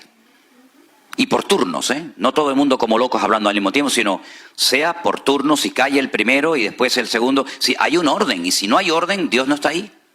Dios se mueve en el orden, no en el caos y en el desorden. Eso es lo que dice la Biblia. ¿Sí? Presionar a una persona para que hable en lenguas, por favor, en absoluto. ¿Alguna pregunta más? Allá, ahí, hermano. También por acá. Adelante. Sí, a propósito de eso, pastor. Sí. No es un partido de fútbol, ¿eh? No. No. Las primeras ocasiones que fui a una iglesia, el pastor se ponía la mano en la frente, Sí. y la gente se caía. Ajá. Entonces a mí la puse y no me caía. Vale. Me decía, es que no te toca, no tienes el don del Espíritu, no estás sintiendo el don del Espíritu Santo porque no te caes. Yo no me quise caer, o sea, no me caí porque sentí que no estaba tirando. Y eso decía que era un don, el que te tocaran y te cayeras. Yo he leído en esta mañana la lista de los dones del Espíritu Santo y en ningún momento aparece que hay un don que consiste en tumbar a la gente. Ahora, les cuento lo siguiente. Mi padre, cuando era inconverso, nunca en la vida, jamás en la vida, había pisado una iglesia. Él fue a la iglesia, una iglesia evangélica en Las Palmas de Gran Canaria, por primera vez, para darle las gracias a la congregación y al pastor por haber orado por mi hermana, que en aquel momento estaba siendo operada y necesitaba casi un milagro de parte del Señor. Entonces, como mi hermana fue operada, todo salió bien, él fue a la iglesia con un vecino para darle las gracias al Señor, o no al Señor, sino al pastor y a la iglesia por haber orado por su hija, punto, ya no vengo más. Cuando mi padre llegó a la iglesia, el culto estaba empezado. Al final de la iglesia había una cruz con una luz por dentro y estaban cantando el antiguo himno en la cruz, do primero vi la luz, ¿verdad? Cuando mi padre entró por el pasillo de la iglesia, mi padre nada más entrar, cayó postrado al suelo llorando por una convicción de pecado espectacular. En aquella época no se caía nadie, ni las moscas se caían. Y él cayó al suelo, postrado, llorando, y ese día mi padre se convirtió, le entregó su vida a Cristo. A los 3 meses o 4 meses nos llevó a todos a la iglesia, todos nos convertimos y nos bautizamos el mismo día. Hay momentos en los que Dios hace cosas tremendas, ¿verdad? Nosotros estuvimos en una iglesia durante años en Tenerife y un día me llamó a mí la máxima autoridad de la ciudad y fui a entrevistarme con él a su despacho. Y estaba allí porque me habían denunciado y fui a hablar con la persona más importante del condado, de la ciudad. Y me preguntó y me dijo, ¿qué hacen ustedes en su iglesia? Y bueno, nosotros cantamos, predicamos, alabamos a Dios. Y no, mire, hay unos vecinos que viven enfrente de ustedes que cuando ustedes empiezan a cantar y empiezan a orar, ellos en su casa se caen al suelo y entonces ya están cansados de que cada vez que se pongan a orar, ellos se caen al suelo y no pueden ver la televisión ni pueden... Y yo le dije, yo no tengo ni la más remota idea de lo que usted me está diciendo. Yo sé que me han rayado el coche me parecía una cebra, lo tenían rayado para arriba, para abajo, y los vecinos me decían, sal, te lo están rayando ahora. Y le dije, mejor que no salga, pues yo me conozco. Pero usted es un tonto. Digo, no no, prefiero no salir. Y mi coche era, ya te digo, una cebra, arriba, abajo, con un clavo, con un destornillador. Bueno, pero yo no sabía que a ese señor le estaba pasando eso con su señora cuando estaba en su casa. Yo durante años fui evangelista, no fui pastor, no era maestro, sino que predicaba en las calles 1 semana, 2 semanas, 3 semanas, 1 mes, predicando todos los días en la calle. Y durante la predicación, gente inconversa, gente de macumba, de umbanda, de estas religiones extrañas, comenzaban a caerse en las calles. Y yo miraba para todos lados y decía, ¿pero qué está pasando aquí? La gente caía por el poder de Dios. Bueno, pero yo no obligaba a nadie ni empujaba a nadie. Además, para tirarte a ti hay que tener fuerza, ¿eh? Porque tiene que estar muy ungido, ¿eh? Tiene que estar muy ungido, ¿verdad? Entonces, hay gente que empuja, hay gente que finge, hay gente que se tira. Hay de todo en esta vida. Como decía mi abuelo, en este mundo, hijo, hay para todo. Pero no es un don. También hay gente que empuja.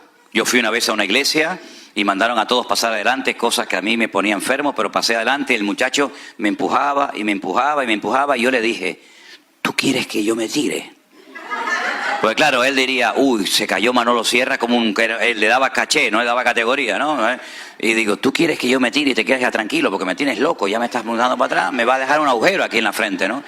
Entonces, no es ningún don, se convirtió en una moda que en Argentina, cuando yo fui en el año 90 a Argentina, te obligaban después de la predicación a orar por todo el mundo, pero es que las iglesias eran de 2.000, 3.000, 4.000 personas, y estaba hasta las 3 y 4 de la mañana, ora por este, ora por el otro, porque los que se caían, el pastor era un hombre importante, si no se caían, el pastor era menos importante y no te invitaba más. Son simplemente modas, son modas que van y vienen, pero no tienen absolutamente nada que ver con esto. Si yo no me caigo, no significa de que el Señor no me está bendiciendo. ¿Cuándo comenzaron 120 personas al mismo tiempo a hablar en otras lenguas? Y dice la Biblia que fueron llenos, como nunca nadie jamás ha sido lleno del Espíritu Santo. En Pentecostés, en Jerusalén, estaban todos sentados. Lo dice, estaban todos unánimes sentados. Allí no se cayó nadie. Y aquello era genuino de parte del Señor. Ahora, cuando vinieron a aprender al Señor Jesucristo durante la noche en el huerto de Getsemaní, y Jesús dijo, ¿a quién vienen a buscar? Dice, a Jesús, dice, yo soy. Así, ¡bum!, se cayeron todos al suelo. Se levantaron y lo llevaron a la cruz, así que no les sirvió de nada que se cayeran. Pablo cayó al suelo, Daniel cayó al suelo temblando. Juan en la isla de Patmos dice, cuando le vi caí como muerto a sus pies, pero él puso su diestra sobre mí y me dijo, no temas, yo soy el primero y el último, ¿verdad? Juan también cayó postrado al suelo, pero el ángel Gabriel se le presentó a Daniel en Babilonia y quedó muerto de miedo, temblando, y se le presentó el ángel Gabriel a María y ni se inmutó y le dijo, ¿cómo será todo esto? Dios respeta la individualidad de la gente. Obligar a la gente a que se caiga o no se caiga me parece una falta de respeto. Dios se mueve como quiera. Y si Dios quiere hacer algo, que lo haga Él, pero no el hombre. Esa es mi opinión. ¿Sí? Por allá había una pregunta, hermano Gregorio. Gracias. Necesito clarificación. Romanos 12, 7, donde se dice, o si de servicio en servir, o el que enseña en la enseñanza. Servicio, cuando usted mencionó lo usere, que eso no es un servicio, que eso no es un don anteriormente, o estoy confundido. No, yo no dije que el servir no sea un don, de hecho aquí está como un don. Ok, entonces el que está en una puerta ayudando, eso, dando un servicio, no es un don. Estamos mezclando. Yo dije que no era un ministerio. Okay, Servir es un don, no un ministerio. Ok, ya entendí esa parte. Ahora, generalmente el que tiene el don de servicio, ni él se da cuenta que lo tiene. Pero las primeras personas que se dan cuenta que lo tienen son los hermanos que les rodean. Aquí entre nosotros hay mucha gente que tiene el don de servicio y a lo mejor no se han dado ni cuenta de que lo tienen. Porque es un don que la gente no pide. La gente no pide el don de servicio, la gente te pide el don que se vean. Pulpitis, ¿no? Pulpitis, microfonitis, eso es lo que le gusta a la gente, ¿no? Pero el don de servicio, servir a los demás, es algo maravilloso. La gente lo tiene, le sale espontáneo, no tienes que decirle nada. Es una persona con iniciativa. ¿Saben? Una vez hicimos una pequeña obra de teatro y dije, miren, vamos a explicar de una forma gráfica cómo se manifiestan y operan algunos dones. Encima de la mesa teníamos una torta, pero habíamos puesto una cáscara de plátano en el suelo. Entonces llega la persona y dice, cuidado con esa cáscara de plátano, que el que la pise se va a caer. Cuidado, tengan cuidado que hay una cáscara de plátano que el que la pise se va a caer y se puede romper un brazo o se puede hacer daño. Viene una persona, la pisa, se cae al suelo. Pero enseguida viene una persona con la fregona, con el cubo, con todo, lo recoge, lo limpia, lo deja todo preparadito.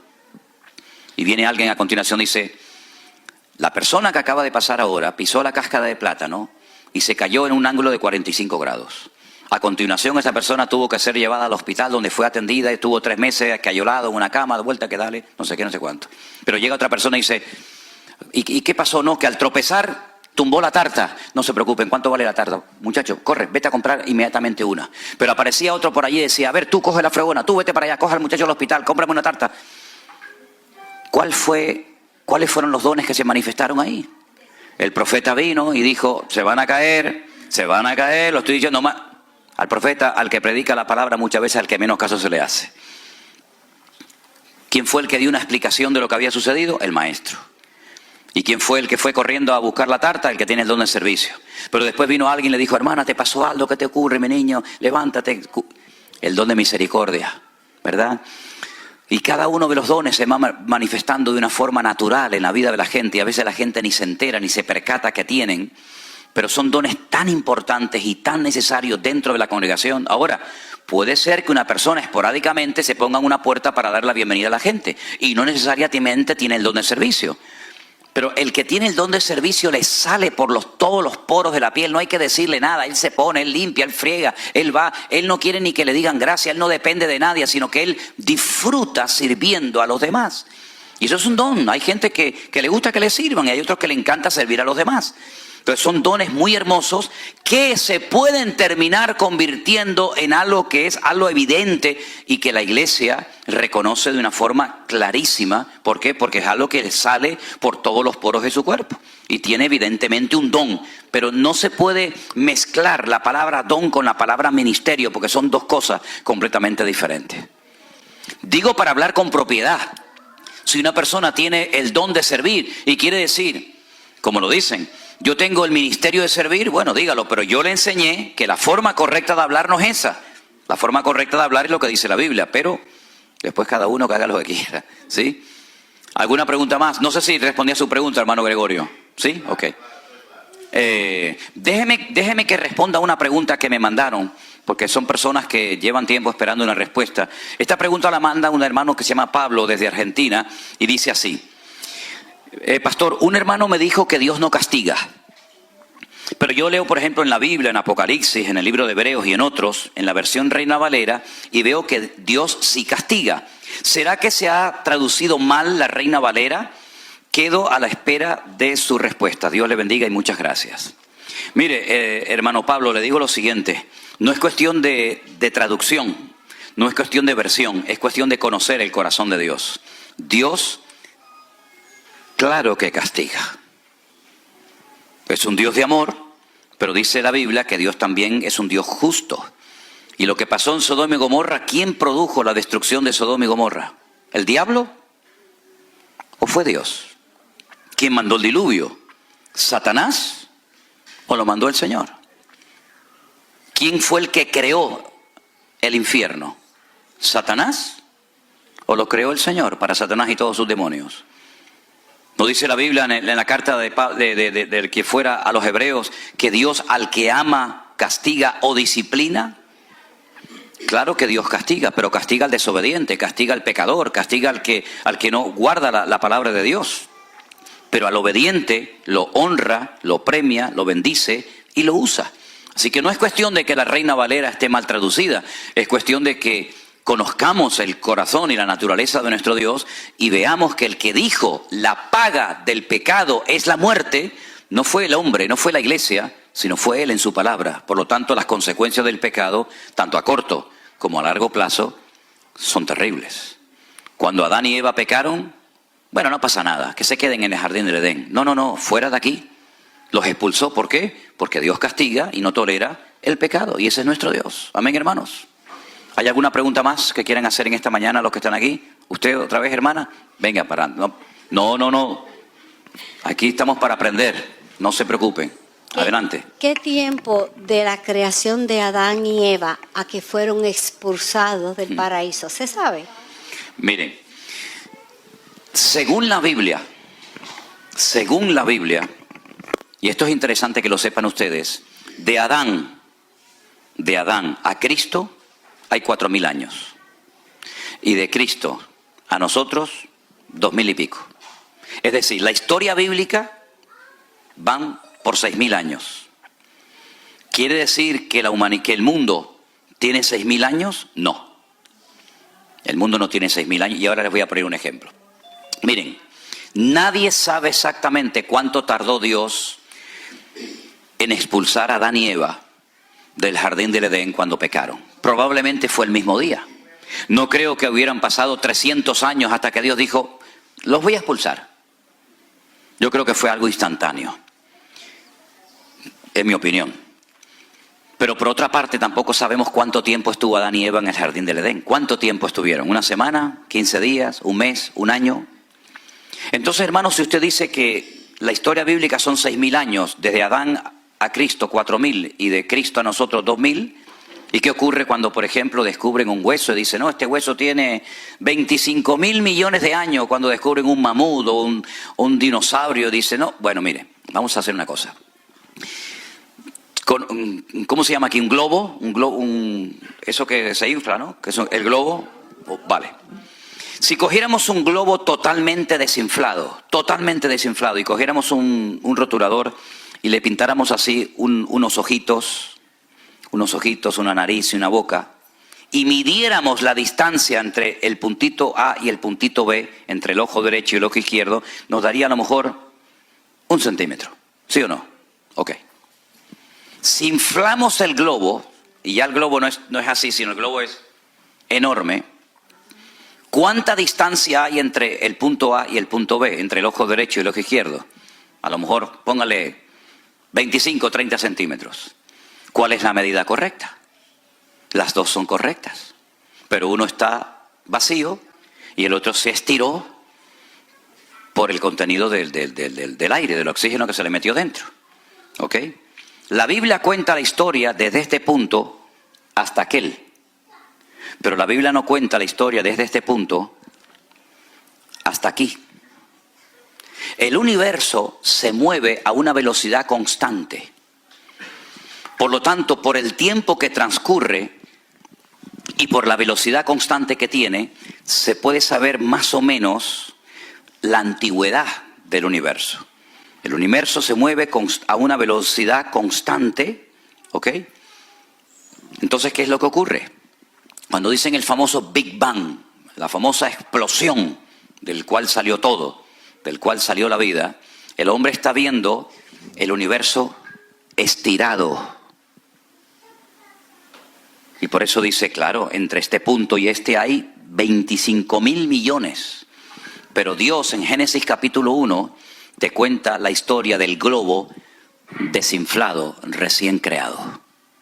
Es como si tú pones aquí un prisma y le entra la luz y te pones al otro lado y dices, bueno, por aquí me salen 7 colores, pero por aquí solamente me llega uno, que es el blanco.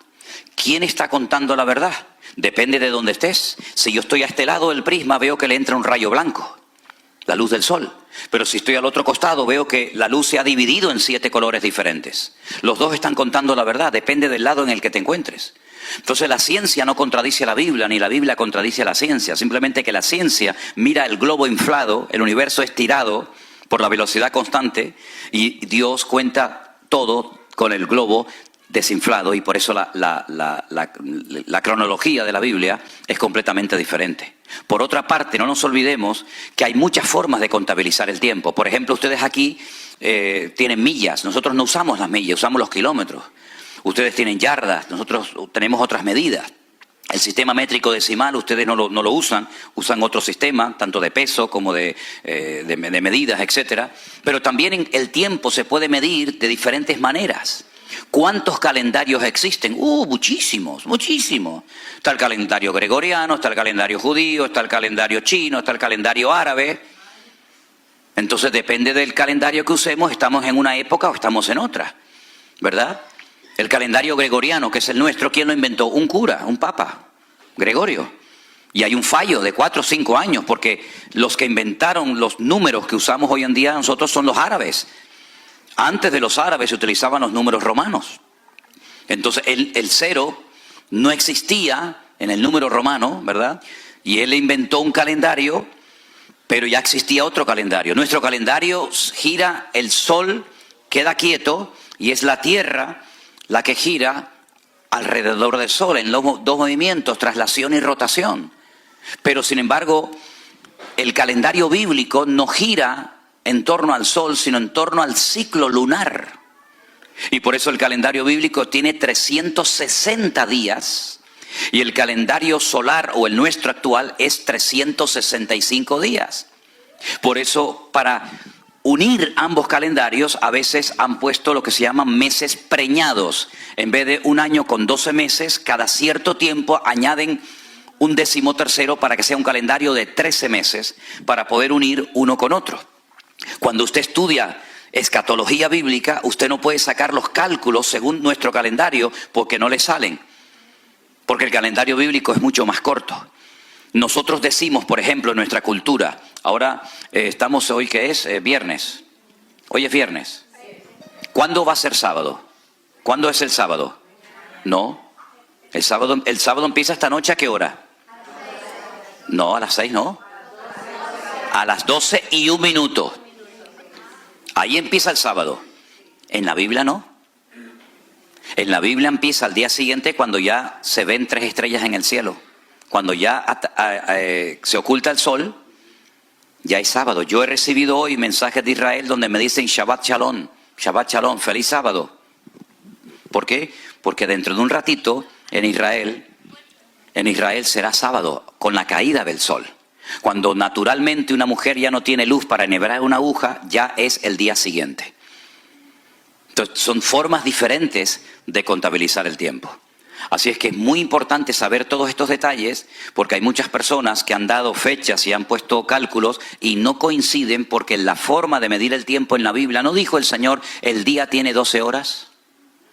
Y uno dice, no, el día tiene 24. Pero Él dijo, el día tiene 12 horas. Por eso cuando Él dijo el día y la hora, nadie la puede saber, claro que no, porque cuando en Europa es de día, aquí es de noche, y cuando unos se levantan, otros se acuestan, y es totalmente imposible jugar con el tema de fechas, que lamentablemente muchos se han dedicado, incluso hasta últimamente, a estar con este jueguecito, y después pasa lo que pasa, ¿se dan cuenta? ¿Alguna pregunta más, hermano? A propósito del tiempo. Sí. Un pariente, pastor también, Armando Andruchin, que acaba de disculparse, porque dio una fecha del advenimiento.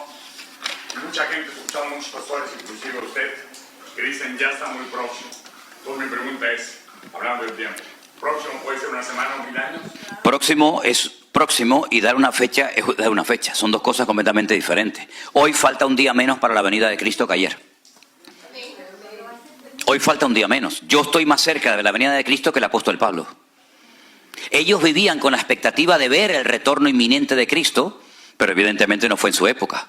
Ok, ¿qué es lo que ocurre? Recuerden que el Salmo 90 dice que para el Señor un día son 1000 años y 1000 años es un día. Esto es muy importante porque cuando ustedes hay una letra, la primera letra del alfabeto hebreo, que no es una letra, es un comodín, es una letra que es lo que tú quieres.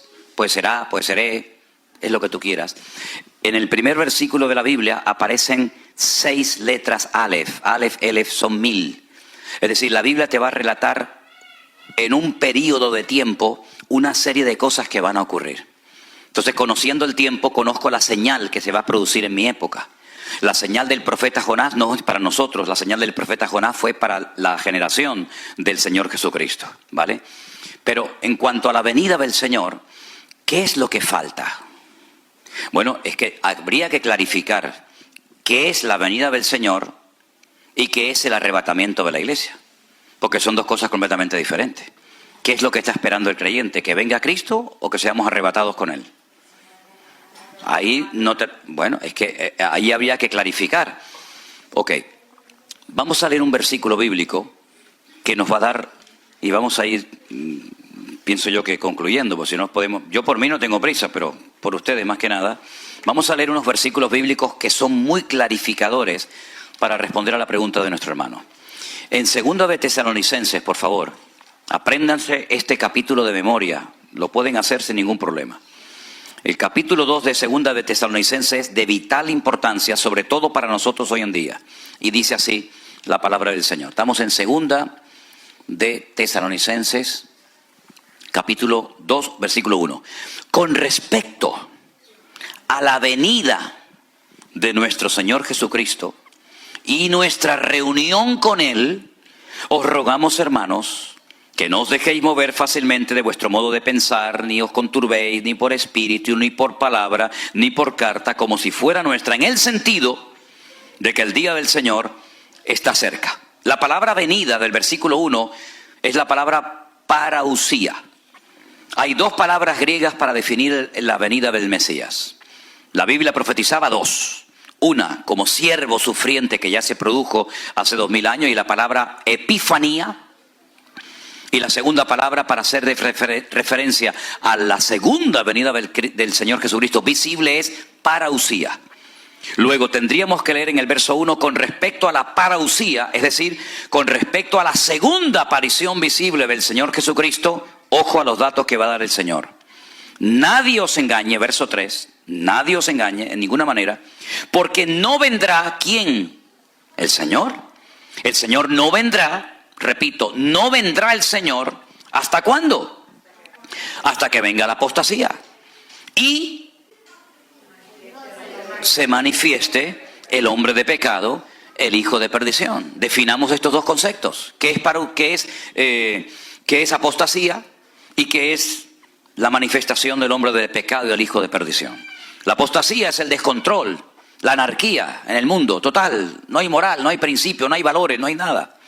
Dice el Espíritu claramente que algunos apostatarán de la fe, se darán marcha atrás, abandonarán los caminos del Señor, ¿verdad? Todo será un caos, un desorden total y absoluto. ¿Eso ha comenzado a ocurrir o todavía no lo vemos? Hay que estar ciego, ¿no? Hay que estar ciego. Vayan a Europa para que vean lo que es aquello. Vayan a las Islas Canarias para que vean lo que es aquello. Sodoma y Gomorra por 20, del 1 de enero al 31 de diciembre. Eso ya está. Pero falta un segundo dato, algo que nos da aquí Pablo, que dice, se manifieste, se dé a conocer el hombre de pecado, el hijo de perdición. ¿Este señor quién es? El anticristo. El único que emplea la expresión o la palabra, el término anticristo es Juan. Esa palabra solamente la emplea Juan. Pablo lo llama el hombre de pecado, el hijo de perdición, el inicuo. Daniel lo llama el cuerno pequeño. Juan lo llama el anticristo, pero es la misma persona. Fíjense las características de este personaje. Personaje, un líder político. Se opone y se levanta contra todo lo que se llama Dios o es objeto de culto. Todo lo que es objeto de culto. Le hará la guerra. Tanto que se sienta, ¿dónde?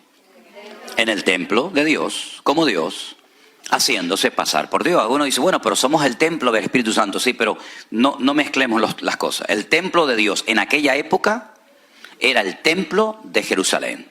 Ahora, usted dirá, pero hermano, ¿pero cómo se va a sentar el anticristo en el templo de Dios si los romanos en el año 70 después de Cristo destruyeron el templo y no hay templo? Claro, es sentido común, es aplicar el sentido común. ¿Cuál es el sueño del pueblo de Israel? ¿Por qué oran todos los días? ¿Por qué se visten de negro? ¿Por qué están de luto? Porque su anhelo es tener su templo. Los cristianos podemos tener iglesias por todo el mundo. Los musulmanes tienen sus mezquitas por todo el mundo. Pero los judíos no tienen templos por todo el mundo, porque solamente pueden tener uno. Solamente uno. Y solamente en la ciudad de Jerusalén, en lo alto del monte Moriah. No pueden tener más templos. Sinagogas las que quiera, pero templo uno solo. Entonces, si usted va a Israel, usted va a visitar el Museo del Templo. Y en el Museo del Templo ya tienen todo listo, todo preparado, las trompetas, los instrumentos, el aceite, la menorá, el candelabro, absolutamente todo lo tienen preparado, hasta las piedras, numeradas, cortadas, enterradas en el Mar Muerto. Allí están preparados, todo está listo.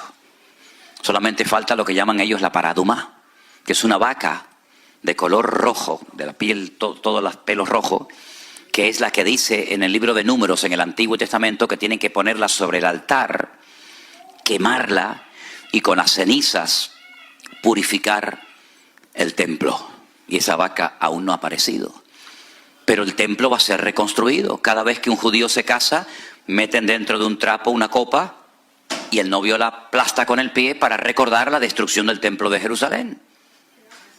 Cuando usted como judío construye una casa y arregla toda la pared, la encala y la pinta y la pone bonita, hay una parte que usted la deja vieja sin arreglar. ¿Para qué? Para que cuando la vea sepa que el templo de Jerusalén está destruido. Todo gira en torno al templo. Están de negro los rabinos porque están de luto. Porque van al muro por la mañana, por la tarde, por la noche. Porque se mueven así, porque lloran, porque gimen, porque oran y claman por la reconstrucción del templo de Jerusalén. Pero ellos no saben, muy pocos saben, que ese tercer templo, el primero lo levantó Salomón, el segundo fue, ¿verdad?, cuando vinieron del cautiverio. No saben que ese tercer templo va a volver a ser profanado.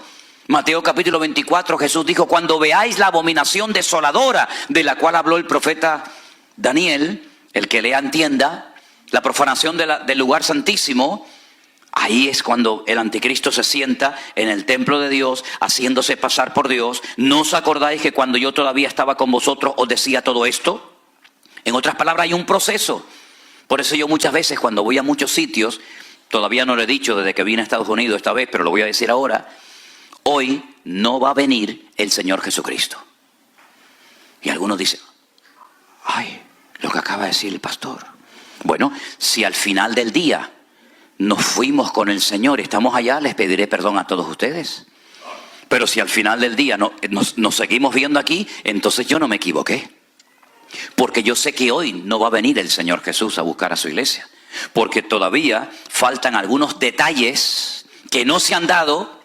Y por lo tanto, aprovecho el tiempo porque sé que cada vez me queda menos, porque el Señor viene pronto, pero todavía no se han dado los datos, las características para que el Señor aparezca en cualquier momento. Me preguntan muchas veces: ¿y usted cree que el anticristo, este líder político, está por ahí? Yo digo: totalmente convencido. Totalmente convencido. Creo que está por ahí. El anticristo no es un personaje de Hollywood, es un señor con pasaporte, con documentación, con seguridad social, con papá, con mamá, con abuelo, con carne, con huesos. Aún no se ha manifestado y se va a levantar en Europa. El antiguo imperio romano abarcaba desde todo lo que era España, Finisterre, el fin de la tierra, todo lo que es Europa, todo lo que es Oriente Medio y todo el norte de África, todo el Magreb. Eso era el territorio del imperio romano. Por eso las dos piernas de la imagen de Daniel, uno es un continente y otro es otro continente, con los 10 dedos que le salían, ¿verdad?, de las piernas, de los pies. Por lo tanto, son muchos detalles que la Biblia nos da para que aquel día no sorprenda como ladrón en la noche. El Señor viene, amén, hoy lo hemos recordado con el pan y el vino, pero todavía quedan algunos detallitos. Claro, yo jamás en mi vida voy a dar una fecha, como algunos dan por ahí fechas. Pues yo no la voy a dar. Pero sí digo que hoy falta menos para la venida del Señor. Si le preguntas a un rabino judío: ¿cuánto falta? Ellos lo están esperando por primera vez, nosotros por segunda. ¿Cuánto falta para que venga el Mesías? Te dice: 1 hora. Sí, pero haz el cálculo. Si un día son 1000 años y 1000 años es un día, ¿cuánto es 1 hora? Bueno, es una regla de 3. Ustedes la sacan, se lo dejo como tarea. Es decir, falta poco tiempo. ¿Qué tenemos que hacer? Aprovechar el tiempo porque los días son malos. Entonces las señales que nos rodean nos indican que el mundo es tan cambiante. Miren lo que pasó en marzo del 2020. Nunca en la historia había sucedido que toda la humanidad, todas las naciones de la Tierra, todos los 5 continentes, estuviéramos confinados en nuestros hogares. Y el Señor utilizó ese tiempo para limpiar la iglesia, para sacudir nuestras conciencias, para llevar a centenares de miles de personas a los pies de Cristo, porque aquí hay una clave y es la siguiente. ¿Qué es lo que será? Pregunta en el libro de Eclesiastés capítulo 1, ¿qué es lo que va a suceder? ¿Qué es lo que será? Y responde, dice, lo mismo que fue. Luego, la clave de interpretación del futuro es conocer bien el pasado. Si tú sabes lo que pasó, sabrás perfectamente lo que sucederá en el futuro, porque Dios habla del futuro en tiempo pasado. Está invertido el orden. Por eso cuando tú lees la Biblia, te das cuenta que Él te habla en futuro, pero el tiempo del verbo está en pasado. Y cuando te habla en pasado, te está hablando al mismo tiempo en futuro. Bueno, son cosas que yo sé que puede resultar un tanto complicado, pero es muy interesante este tema. Y por eso me da mucha lástima, mucha pena cuando hay gente que dice, es que yo no entiendo el Apocalipsis. De ahí surgió el primer libro de escatología, para que la gente disfrute leyendo el Apocalipsis y no le dé miedo.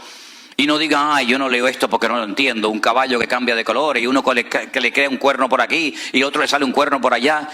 Todo eso tiene una explicación y una razón de ser. Hermanos queridos, se nos ha ido el tiempo volando. ¿Qué hora es? Se nos ha ido el tiempo. Créanme, yo podría estar hasta mañana por la noche hablando de esto, porque me fascina todo esto. Y la gente tiene preguntas y preguntas, pero vamos a ponernos de pie en esta mañana, darle gracias al Señor. Porque mire, aunque es imposible dar todo en una sola clase, en un solo culto, lo que está bien claro es lo siguiente. Dios nos ha bendecido tanto y nos está abriendo tanto el entendimiento para que estemos preparados, para que no estemos preocupados, que si tengo esto. Miren, hermanos, a mí me da igual cómo me llamen o cómo me traten. Yo sé a lo que Dios me ha llamado y a lo que Dios no me ha llamado. Yo no voy a decir, no, yo tengo el ministerio de esto, yo tengo el ministerio de lo otro. Mire, ustedes sabrán lo que yo tengo y lo que no tengo. Porque al fin y al cabo, lo que Dios nos ha dado, ¿para qué es? ¿Para ponerlo como las medallas de los militares en el pecho y decir, fíjate todas las medallas que tengo? ¿O es para servir al Señor? Si Dios te ha dado algo, es para que sirvas a los demás. Y al que mucho se le da, mucho también se le va a pedir. Por lo tanto, qué tremenda responsabilidad tenemos nosotros hoy en día. Porque Dios nos ha dado tanto, tanto, y lo que queda todavía. Amén, hermanos.